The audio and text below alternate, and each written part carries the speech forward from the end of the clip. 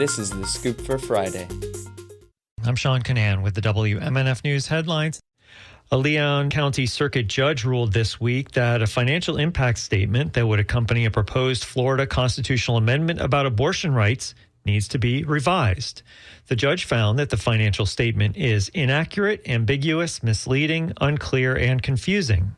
The judge ruled after hearing arguments in a lawsuit filed by the Floridians Protecting Freedom Political Committee, which has sponsored Amendment 4 on the November ballot. The proposed amendment seeks to ensure abortion rights. Financial impact statements appear with ballot initiatives to provide estimated effects of measures on government revenues and the state budget. Florida's highest court has rejected an effort by a suspended state attorney in the Orlando area to get reinstated after she was removed from office last year by Governor Ron DeSantis. Florida Supreme Court justices voted 6-1 yesterday to deny a petition from former state attorney Monique Worrell of the 9th Judicial Circuit. The majority of justices said they disagreed with her arguments that DeSantis' reasons were too vague or that the suspension infringed on her lawful exercise of prosecutorial discretion. 5 of the justices were appointed by DeSantis. It was the Republican governor's second suspension of a Democratic prosecutor after he suspended Hillsborough's twice-elected state attorney Andrew Warren. The University of Tampa has created a strong plan to get students out to vote this election, and WMNF's Leah Burdick reports one nonprofit is recognizing the school for it. UT is one of 124 colleges nationwide being recognized by the All-In Campus Democracy Challenge, which is a nonpartisan group aimed at creating more political engagement in higher education.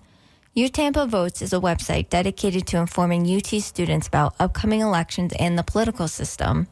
They say voters' participation went up over 40% from 2016 to 2020.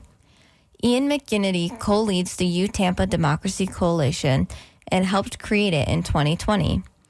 He says a big life skill is learning to participate in the community. Easy one, in some ways, some might argue it's not easy. An easy one could be being informed and voting. So we really want students to develop these habits now that then they can use in the future. McGinnity says that he wants more students to get involved with UTampa Votes. It's really the student arm to engage other students to student. The university hopes to continue to increase the registration on campus. The deadlines to register to vote in the primary is July 22nd and the general election is October 7th. Leah Burdick, WMNF News, Tampa. A political committee backing a proposed Florida constitutional amendment about hunting and fishing rights raised more than $450,000 in April and May. That's according to a newly filed finance report. The Vote Yes on Amendment 2 committee, which was launched in April, collected $250,000 from the organization T. Roosevelt Action and $100,000 from Friends of Wilton Simpson. That's a political committee led by Florida's Agriculture Commissioner.